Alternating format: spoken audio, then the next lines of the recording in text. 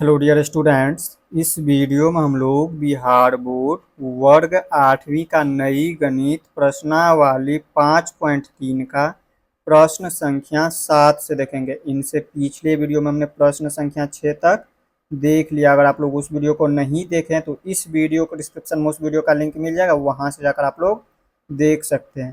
तो ये जो प्रश्न संख्या 7 है, इनको हम अपने कॉपी में लिख लिए, वहाँ पे आप लोगों को समझाते हैं। तो चलिए समझते हैं इनको अपने कॉपी में। तो यहाँ पर देखिए प्रश्नावली 5.3 का प्रश्न संख्या 7 में कह रहा है, एक विद्यालय में कक्षा 8 के सभी विद्यार्थियों ने प्रधानमंत्री राष्ट्रीय राहत कोष में 2401 रुपये दान में दिए।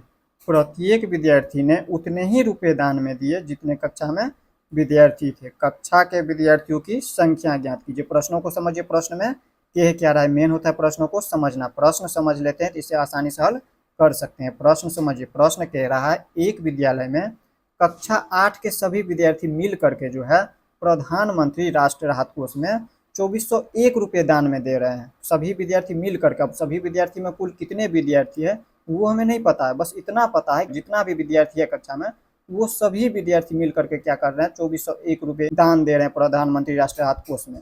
तो आगे कह रहा है प्रत्येक विद्यार्थी ने उतने ही रुपये दान में दिए जितने कक्षा में विद्यार्थी थे। कहने का मतलब हुआ, अगर कक्षा में अगर 10 एग्जाम्पल के लिए मान लीजिए 10 विद्यार्थी है तो प्रत्येक विद्यार्थी क्या कर रहे हैं, 10-10 रुपये दान में दे रहे हैं। यहाँ पे इसका मतलब यही हुआ कि जितना विद्यार्थी है उतना ही रुपया क्या कर रहे हैं, दान कर रहे हैं। अगर कक्षा में विद्यार्थी 20 है तो सभी प्रत्येक विद्यार्थी क्या कर रहे हैं, 20-20 रुपया दान कर रहे हैं। जितना विद्यार्थी है उतना ही रुपया क्या कर रहे हैं, दान कर रहे हैं। तो इतना आप लोग समझ गए।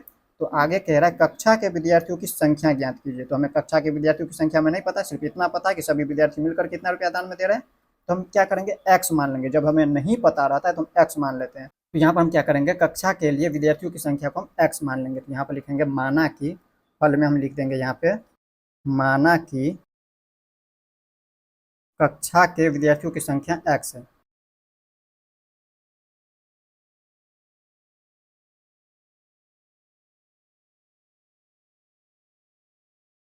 बराबर हम क्या लिख देंगे, एक्स। जब नहीं पता था तो हम एक्स मान लें कक्षा में विद्यार्थियों की संख्या। अब हमें पता है कि जब कक्षा में विद्यार्थियों की संख्या एक्स माने हैं, एक्स है, तो प्रत्येक विद्यार्थी कितना रुपया दान में देंगे, एक्स रुपया ही देंगे। कह रहा है जितना विद्यार्थी है उतना ही रुपया दान में दे रहे हैं। तो यहाँ पे विद्यार्थी को हम एक्स माने, एक्स विद्यार्थी है तो एक्स रुपया क्या करेंगे, प्रत्येक विद्यार्थी दान में देंगे। तो हम यहाँ पर लिख देंगे प्रत्येक विद्यार्थी द्वारा दान में दिए गए, द्वारा दान में दिए गए रुपया, रुपया बराबर क्या हो जाएंगे, एक्स रुपया हो जाएंगे। एक्स रुपया क्या कर रहे हैं, प्रत्येक विद्यार्थी दान कर रहे हैं। जब यहाँ पर विद्यार्थियों की संख्या एक्स है तो यहाँ पे समझिए, यहाँ पे यही कह रहा था प्रत्येक विद्यार्थी जो है उतने ही रुपये दान कर रहे हैं जितना विद्यार्थियों की संख्या दिया हुआ है यहाँ पे। तो यहाँ पे एक्स लिख दिए हैं। तब हम क्या करेंगे, प्रश्नानुसार लिखेंगे। अब प्रश्न जो कह रहा है उसके अनुसार यहाँ पर लिख देंगे प्रश्नानुसार, या फिर लिख दीजिए प्रश्न से। प्रश्न से हम क्या लिखेंगे, तो देखिए कक्षा में विद्यार्थियों की संख्या को हम क्या माने, एक्स माने। कक्षा में सभी विद्यार्थियों की संख्या एक्स है तो यहाँ पर लिख देंगे एक्स। हमें कुल विद्यार्थियों की संख्या निकालना है तो इसलिए हम यहाँ पर लिख देंगे एक्स। अब इसके बाद देखिए यहाँ पे जब विद्यार्थी एक्स है तो प्रत्येक विद्यार्थी क्या करें, एक्स रुपया दान कर रहे हैं तो हम एक्स से गुना कर देंगे। अब गुना एक्स से क्यों करेंगे तो वो भी समझिए आप। मान लीजिए कक्षा में विद्यार्थी अगर 10 है, कक्षा में अगर विद्यार्थी 10 है तो प्रत्येक विद्यार्थी क्या कर रहे हैं, कह रहे हैं सभी उतने ही रुपया दान में भी दे रहे हैं। तो 10 विद्यार्थी है तो 10 रुपया क्या कर रहे हैं, प्रत्येक विद्यार्थी दान में दे रहे हैं। तो कुल विद्यार्थी निकालने के लिए हम क्या करेंगे, 10 को 10 से गुना करेंगे तब पता चलेगा। एक विद्यार्थी अगर 10 रुपया दे रहे हैं तो 10 विद्यार्थी क्या हो जाएंगे, 10 गुने 10, तब जाकर पता चलेगा कि टोटल विद्यार्थी 100 है। ठीक इसी प्रकार यहाँ पर क्या लिखेंगे, एक्स गुने एक्स। ये हमारा कुल विद्यार्थियों की संख्या हो गया और ये हमारा हो गया रुपया की संख्या, यानी कि प्रत्येक विद्यार्थी जो है एक्स रुपया दे रहे हैं। तो कितना प्राप्त हो रहे हैं हमें, कुल रुपया यहाँ पे दिया हुआ है 2401 रुपया प्राप्त हो रहे हैं। यहाँ पे लिख देंगे 2401 रुपया, इस तरह से लिख देना है। अब क्या करना है, यहाँ पे देखिए गुना में हो रहा है तो उसको गुना कर लीजिए। यहाँ पे लिख देंगे एक्स की घात 2 या एक्स का वर्ग बराबर हो जाता है 2401। ये हमारा हो गया इस तरह से। अब देखिए यहाँ पे हमें एक्स का मान निकालना है। जब एक्स निकालना है तो हमें कक्षा में विद्यार्थियों की संख्या निकालना है और उसको हम एक्स माने। यहाँ पे निकला है एक्स की घात 2 यानी कि एक्स का वर्ग। तो हमें क्या करना है, घात यहाँ से हटाना है। तो हम क्या करेंगे, इनका वर्गमूल ले लेंगे दोनों का। तो यहाँ पर लिख देंगे हम दोनों का वर्गमूल लेने पर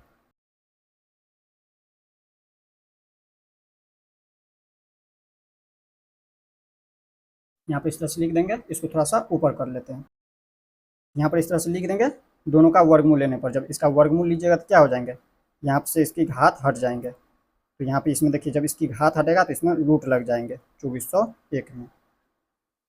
अब देखिए यहाँ पे x का मान निकला है रूट में, अभी संख्या में जो निकला है ये हमारा रूट में है, तो हमें क्या करना है, इसको रूट से बाहर करना है। रूट से बाहर करेंगे तो इसका अभाज्य गुणनखंड कर लेंगे। सबसे पहले इसका अभाज्य गुणनखंड करिए, 2401 का अभाज्य गुणनखंड करेंगे। इसमें एलसीएम ले लेते हैं। जैसे देखिए इसमें किससे लेंगे, यहाँ पर अगर 2 से लेते हैं तो नहीं कटेगा। क्यों नहीं कटेगा, क्योंकि इसका इकाई अंक देखें तो विषम में है।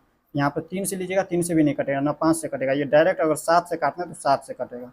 तो 7 से काटिएगा तो देखिए 7 तिया के 21, 24 में से हम 21 को घटाएंगे तो 3 प्राप्त होगा। यहाँ पे ये 3 नहीं लिखेंगे, 24 में से 3 को घटाए वो 3। यहाँ पर 7 से हम भाग दिए हैं 24 में, तो कितनी बार में कटेगा, तो 7 तिया के 21 3 बार में, तो यही 3 लिख दें। और यहाँ पे 24 में से वो जो 21 होता है घटाएंगे उसको, तो घटाएंगे तो यहाँ पे हमें प्राप्त होगा 3, और यहाँ पे 3 पे ये हमारा शून्य हो जाएंगे। ये जो घटाएंगे 24 में से 21 को घटाएंगे तो 3 जो प्राप्त हुआ, इस पर ये हम शून्य लगा देंगे। तो कितना हो जाता है, 7 चौके 28, तो यहाँ पे हो जाएंगे 4 बार में 28। तो यहाँ पे हम 30 में से 28 को घटाएंगे तो हमें प्राप्त होगा 2, और 2 पर ये 1 हो जाएंगे 21, तो 7 तिया के 21, यहाँ पे 3 हो जाता है। अब इसके बाद क्या करना, फिर से हम 7 से भाग देंगे। फिर 7 से भाग देंगे तो देखिए 7 चौके 28, 4 बार में 28, तो 34 में से हम 28 को घटाएंगे तो 6 प्राप्त होगा, और 6 पर ये जो 3 है ये लगा देंगे, तो 6 पर 3 63 होता है। तो 7 9 के 63, 9 बार में 63 हो जाता है। अब इसके बाद फिर से 7 से लगाएंगे तो 7 7 49, फिर से 7 से लगाएंगे तो 1। यहाँ पर देखिए इसका गुणनखंड रूप में, इसको जो है अभाज्य गुणनखंड के रूप में लिखेंगे इस तरह से। यहाँ पर लिखेंगे 7 गुने 7 गुने 7 गुने 7। देखिए इसी को हम इस रूप में लिख दिए। ये हमारा जो संख्या दिया ये अभी गुणनफल के रूप में है, ये वर्ग में जो दिया है गुणनफल के रूप में संख्या है, और इसी को गुणनखंड के रूप में लिखेंगे तो इस तरह से लिखेंगे, गुणा के रूप में। देखिए 7 7 49, 49 को 7 से गुना करिएगा तो 343, और 343 को जब 7 से गुना करिएगा तो 2401 प्राप्त हो जाएंगे। तो इसी को हम गुणनखंड के रूप में लिख दिए।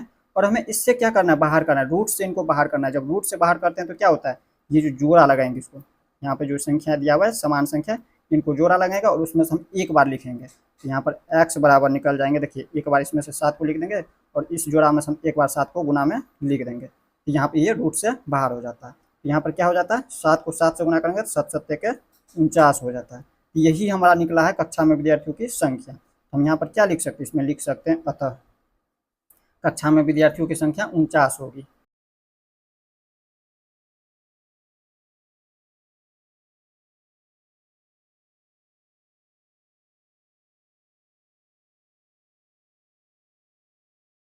इस तरह से लिख देना है 49 होगी।